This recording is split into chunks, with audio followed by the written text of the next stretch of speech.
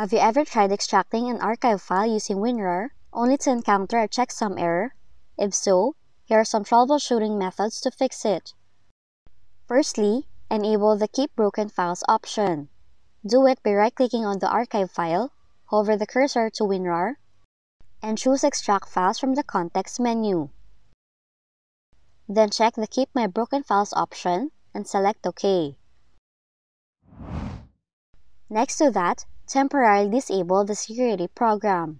Just search for your antivirus software on the system tray, and then temporarily disable it after extracting the file. Just take note to be mindful about the possible threats if you're not sure about the file you're extracting.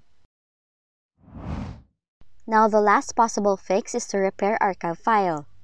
Do it by right-clicking on the archive file, go to WinRAR, choose Open with WinRAR, go to the Tools tab, choose Repair Archive, then choose the first option if your archive is a RAR file, or select the second option if it is a zip file. After all of that, select OK to apply the changes.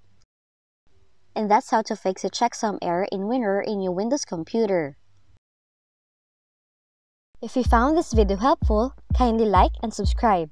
You may also click and turn on the notification bell so you can be notified from whenever we release new videos.